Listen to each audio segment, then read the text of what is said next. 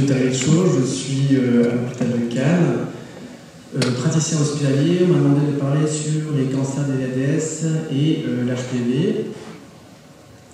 Tout de suite, je peux vous dire que dans le monde, il y a 600 000 nouveaux cas de cancer des VADS et dont 92 000 cancers oropharyngés qui le placent au 6e rang des cancers dans le monde. En France, il y a entre 15 et 18 000 nouveaux cas de cancer des VADS, dont 4 000 nouveaux cancers oropharyngés qui vont nous intéresser. Alors, on note une diminution de l'incidence des cancers des VADS grâce à une diminution de l'alcool et du tabac, grâce aux campagnes de sensibilisation, mais il y a une augmentation aussi de l'incidence en même temps des cancers oropharyngés par augmentation des infections HPV, justement les infections qui nous intéressent aujourd'hui. La courbe que vous voyez à votre droite, on voit qu'il y a une diminution une stabilité en fait des cancers du col utérin, ça c'est en Angleterre et aux États-Unis en 2015 et 2012. Mais on note en même temps une augmentation de l'incidence des cancers oropharyngés. Et aux États-Unis, il y a donc 71% de cancers oropharyngés HPV+, dans l'ensemble des cancers oropharyngés, puisqu'on verra qu'il y a deux facteurs de risque qui sont l'HPV et le tabac et l'alcool. Alors pour situer un peu les choses, qu'est-ce que c'est des voies aérodigestives, puisqu'on va parler des cancers des VADS, VADS ça veut dire voie aérodigestives supérieure, c'est l'ensemble des muqueuses qui vont tapisser des voies aériennes et digestives qui vont de la base du crâne à la clavicule, et on peut voir des photos à chaque niveau que vous voyez. Vous ne voyez pas ma flèche, mais en bas à gauche, vous voyez justement la cavité buccale avec l'oropharynx au fond, l'oropharynx qui est délimité par le vélingual, les petits points que vous voyez sur la base de langue qui vont remonter vers le pilier antérieur et le palémo. L'ensemble de ce secteur-là est délimité par des zones qui sont la fosse nasale, qui sont des secteurs très délimités. Je ne vais pas vous faire l'anatomie complète. Le rhinopharynx en arrière est limité par la couenne de la fosse nasale. En dessous, vous avez la cavité nasale qui va de la lèvre rouge en avant et en arrière, justement, le vélingual dont je vous ai parlé et les piliers antérieurs avec le palémo. Et en arrière, vous avez l'oropharynx qui est la zone anatomique qui va nous intéresser tout à l'heure. En dessous de l'oropharynx, vous avez le larynx et l'hypopharynx qui sont les voies aérodigestives supérieures, notamment le larynx en avant qui va nous permettre justement de respirer et de respirer et d'avoir de la voix. Et en arrière, vous avez l'hypopharynx pour déglutir. Et vous voyez les zones anatomiques en arrière en fonction des couleurs. Chaque zone va avoir un symptôme particulier, dont l'odonophagie pour la cavité buccale et la dysphagie haute pour l'hypopharynx. Entre les deux, vous avez l'oropharynx et vous aurez donc une odonophagie. Alors, odonophagie, ça veut dire douleur endobuccale, et dysphagie, ça veut dire trouble de la déglutition, qui peut être haute ou basse, et nous, en général, c'est une dysphagie haute. L'oropharynx entre les deux, vous aurez aussi une tache réflexe, parce qu'il y a des muscles qui relient justement l'oropharynx au nasopharynx, et vous aurez des douleurs, tache réflexe, c'est-à-dire douleurs réflexes au niveau de l'oreille. Vous n'avez pas de douleur de l'oreille à en parler, c'est juste une douleur qui est dans l'oropharynx qui irradie dans l'oreille. En avant, le larynx, vous aurez une dyspnée, une dysphonie et des fausses routes. Alors, quand vous avez des lésions au niveau des VADS, eh bien, il faut faire un bilan complet, un bilan clinique, un bilan paraclinique qui vont déboucher justement sur une classification, puis après une réunion qui pourra nous permettre d'établir un traitement. Le bilan clinique est bien un bilan assez simple, qui est macroscopique, c'est-à-dire qu'on regarde. C'est l'examen clinique avec l'excellence de la cavité buccale avec une palpation digitale. On va ensuite faire la palpation des ganglionnaires, on va palper chaque secteur du cou pour voir s'il n'y a pas un ganglion, puisqu'en fait, ces lésions vont lancer en gros des cellules malignes au niveau du cou. Et ensuite, l'instrument spécifique nous qu'on a, c'est la matofibroscopie qui va nous permettre d'aller voir justement de passer une longue caméra qui mesure 4 mm au niveau du nez pour voir les secteurs de l'oropharynx, du larynx et de l'hypopharynx. À l'époque, on utilisait un miroir de Clark, c'était un miroir coudé qu'on mettait sur le palais et qui permettait de voir indirectement les structures. Pour compléter le bilan, il faudrait faire un examen paraclinique, à côté de la clinique, c'est-à-dire une panoroscopie, et une panoroscopie, c'est-à-dire une endoscopie de l'ensemble des voies aériennes digestives supérieures, c'est-à-dire qu'on va endormir le patient, on va mettre des tubes en fer plus calibrés, beaucoup plus gros, et on va pouvoir voir en vision directe l'ensemble des muqueuses qui n'auraient peut-être pas été vues lors de la nasofibroscopie. On va ensuite faire une TDN tonodensitométrie cervicale et thoracique pour bilanter ensuite à distance le cou et le poumon, et ensuite une FOGD, puisque en général ce sont des patients éthylotalagiques pour la plupart, il faudra voir les muqueuses plus bas que notre secteur, les voies, le secteur des hépatogastro-entérologues. À la fin de cet examen clinique et paraclinique, on pourra faire une TNM, une tumeur node métastasis, pour bilanter, pour qu'on puisse parler avec nos collègues radiothérapeutes et oncologues, savoir de quoi on parle pour avoir le même langage. On en parle en RCT, en revenu de concertation polycyclinaire, qui va nous permettre justement de définir un traitement et tout ce qui est avec les plans de personnalisation, etc. Eh bien, au niveau des VADS, dans 90% des cas, on a ce qu'on appelle le carcinome épidermoïde, c'est un cancer spécifique des VADS. Vous en voyez d'autres que j'ai floutés, puisque ce n'est pas l'objet aujourd'hui de la présentation, on en a plein, nous, en ORL. Ça sera là le carcinome au niveau des fosses nasales, le carcinome indifférencié, mais nous, ce qui va nous intéresser, c'est le carcinome épidermoïde des VADS, qui vont tapisser l'ensemble des muqueuses en rouge que je vous ai mis. Deux facteurs de risque principaux, qui sont l'alcool tabac d'un côté, qui était justement celui qui était le plus communément admis comme facteur de risque, et puis une nouvelle entité nosologique, c'est un virus, mais l'ensemble qui est une entité nosologique, c'est l'HPV-16 au niveau de l'oropharynx, qui est intéressant et qui va justement, qui augmente en fait en incidence par rapport au tabac et à l'alcool depuis les années 2000, et même un petit peu avant.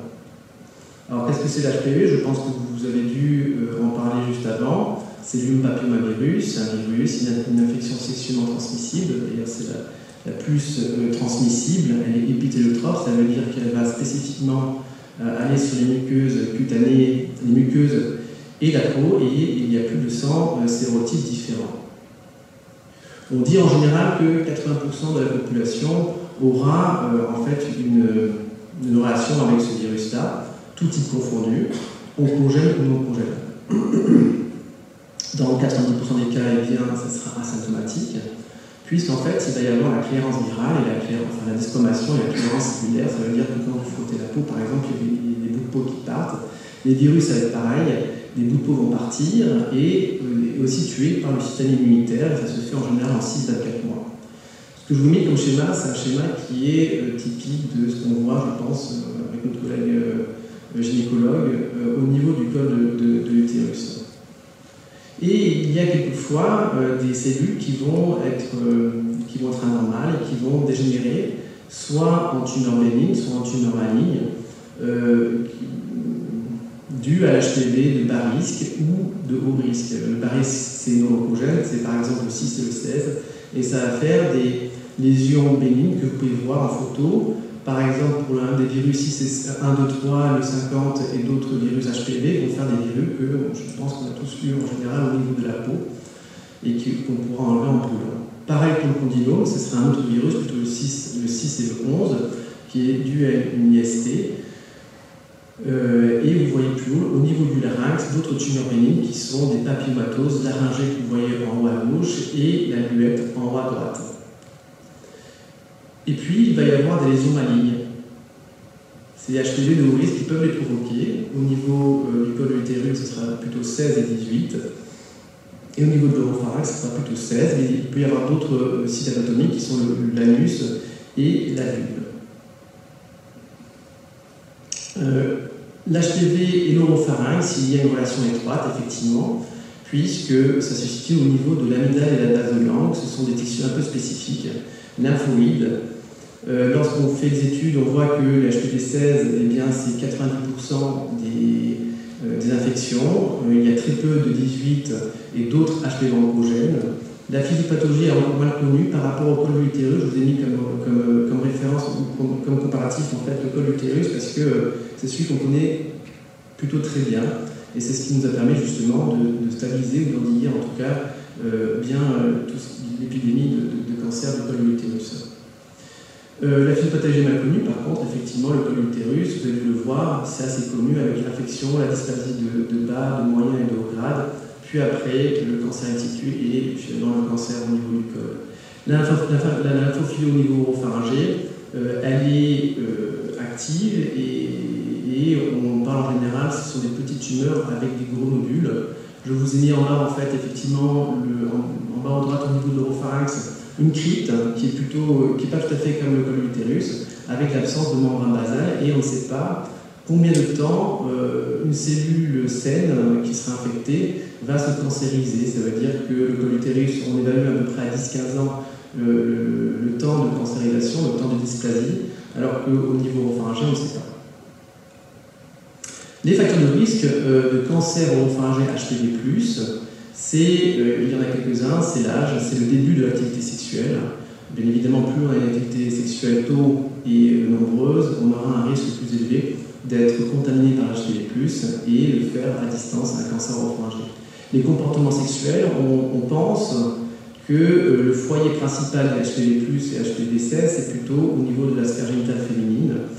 Et donc, le nombre de partenaires sexuels féminins rentrera comme facteur de risque. Il y a des types de rapports, c'est-à-dire que les homosexuels femme-femme sera plus élevé que l'hétérosexuel homme-femme et plus élevé que l'homosexuel homme-homme. Les modalités de rapport sont les rapports orogénitaux qui sont plus infectieuses que les autres rapports.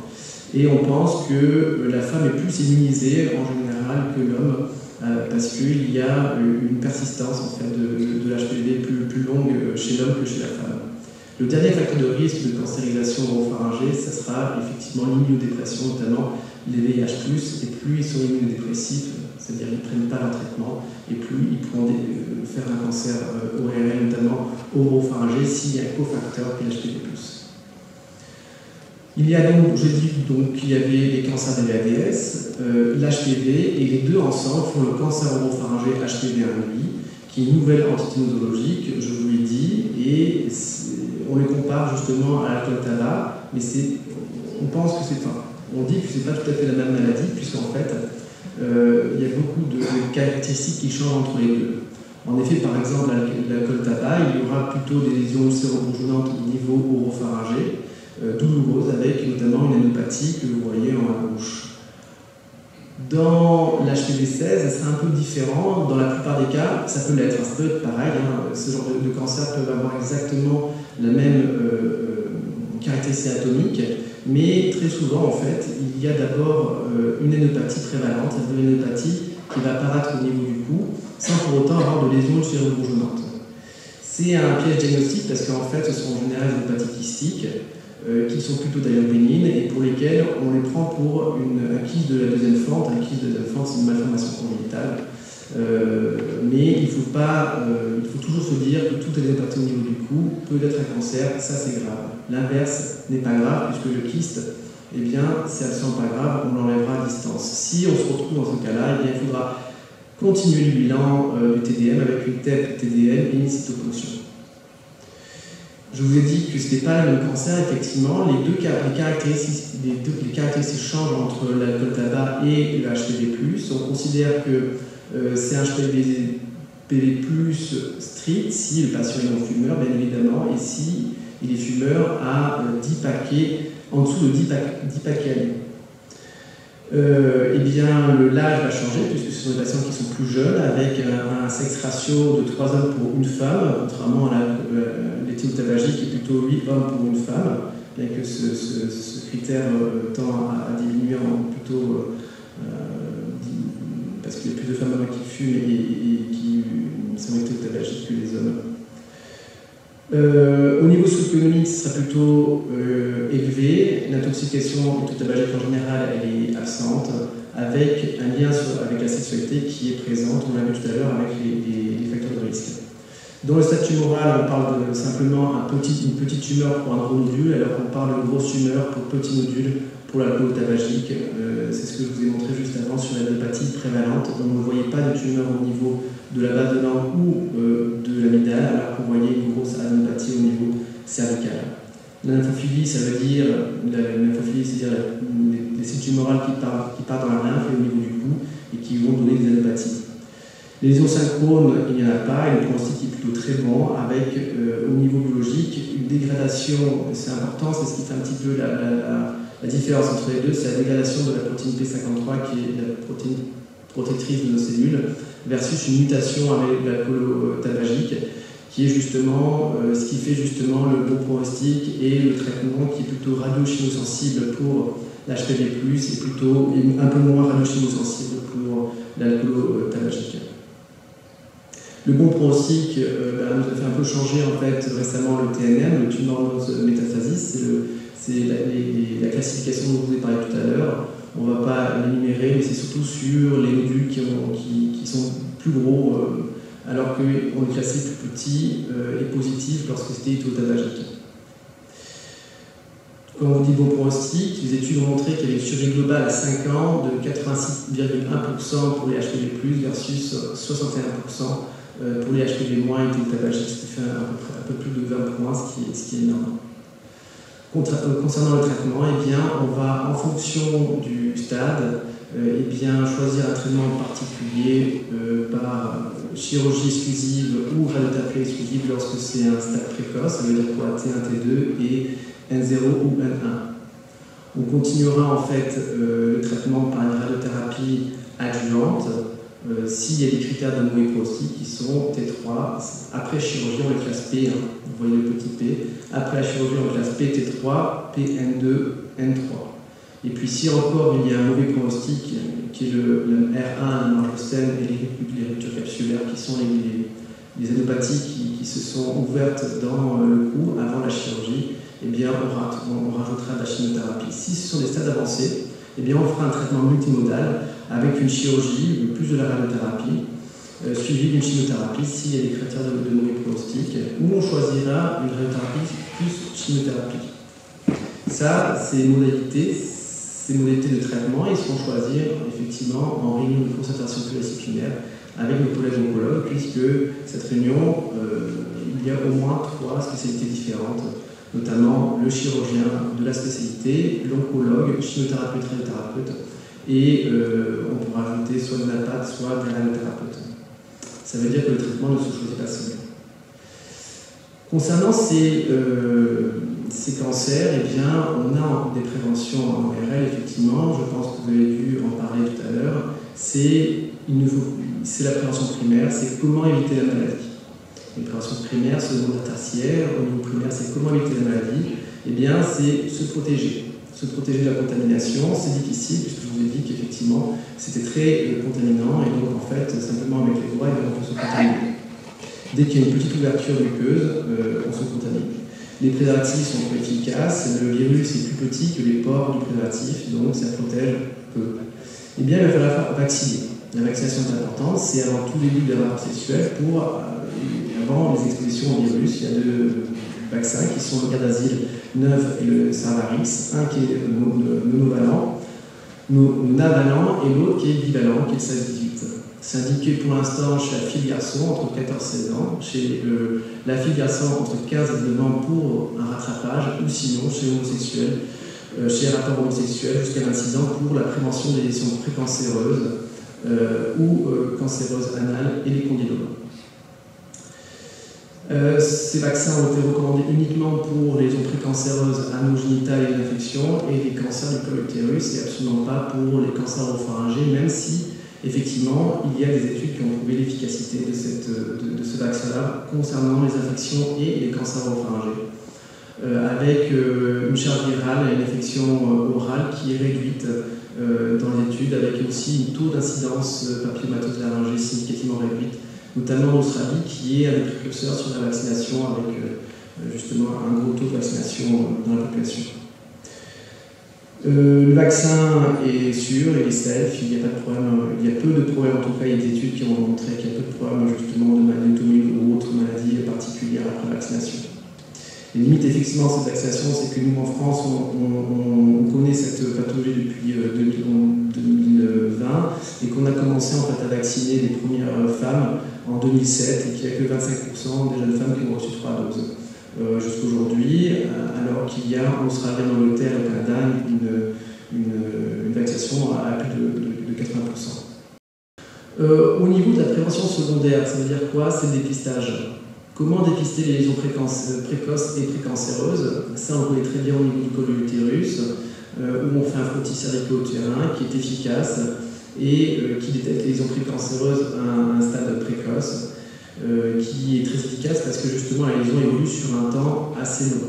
En ORL, on a essayé, des études ont montré que les frottis, par exemple, qui ont été faits au niveau de la base de langue ou surtout au niveau de l'amygdale, étaient peu efficaces car le site il est beaucoup plus large que le col de l'utérus, avec un épithélium spécifique puisqu'il s'agit aussi d'un lymphoïde avec des épithéliums réticulés qui ne réagit pas de la même manière que l'épithélium malpigien du col de l'utérus.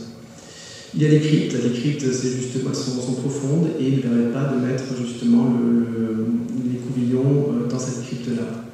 Et l'histoire naturelle, c'est ce que je vous disais tout à l'heure, elle est mal connue puisque la lésion évolue sur plusieurs années au niveau du col de l'utérus, mais sur, on ne sait pas, quelques jours, je ne pense pas, mais plutôt quelques mois ou quelques années, mais pas 10-15 ans au niveau de l'amygdale.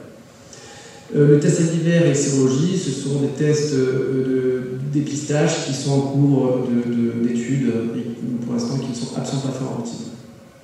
La dernière prévention, c'est la prévention tertiaire, comment diagnostiquer précocement les rechutes chez les patients qui ont déjà été traités, puisqu'effectivement nous avons des biomarqueurs dans différentes pathologies cancéreuses, mais en ORL, nous n'avons pas du tout de marqueurs, sauf on fait des thyroïdes en ORL. Par exemple, dans le cancer de la thyroïde, pour les cancers de la thyroïde, on va doser la thyroglobuline. Cependant, dans les VADS et carcinomes épidermoïdes, nous n'avons pas de biomarqueur qui puisse nous dire est-ce que la lésion récidive ou non. Il y a des études en cours avec par exemple le dosage de la charge virale circulante, mais c'est toujours à l'état d'étude. Et nous faisons un suivi rapproché clinique du coup des patients qui est tous les 2 mois la première année, tous les 3 mois la deuxième année, tous les 4 mois la troisième année, tous les 6 mois la cinquième et la quatrième et la cinquième année, et une fois une fois par an à partir de 5 ans à vie. C'est vrai que ça c'est un schéma qui a été fait pour les carcinomes épidermoïdes hétérotabagiques et qui ne correspond pas forcément à celui de l'HPV+, puisqu'en fait on a beaucoup moins de chances de récidive post-traitement que l'hétérotabagique. Donc on pourrait un petit peu espacer ces rendez-vous, mais pour l'instant on reste sur le même schéma, en tout cas sur les recommandations. En conclusion, donc, il y a une incidence des VADS qui est stable, en diminution, mais il y a une augmentation effectivement de l'incidence des cancers oropharyngés qui est à connaître, puisque ce n'est pas tout à fait la même pathologie. Il faut faire attention effectivement aux onopathies prévalentes, nous on fait très attention avec ça, puisqu'en fait les messageristes, ou même certains de nos collègues ORL traînent un petit peu en pensant que c'est quelque chose de bénin. C'est des cancers qui sont plutôt de bons pronostics par rapport à leurs cousins, les cancers hétérotabagiques, et il faut continuer la prévention primaire, je pense qu'on en a parlé, concernant la vaccination, puisqu'en fait, effectivement, les femmes ont été vaccinées, mais il faut continuer en fait la vaccination avec les hommes, et les hommes de plus de 26 ans, qui sont homosexuels, mais aussi non homosexuels, hétérosexuels, puisqu'il y a une pétition en ce moment qu'on est en train de faire pour justement que ce soit élargi à la population générale. Merci.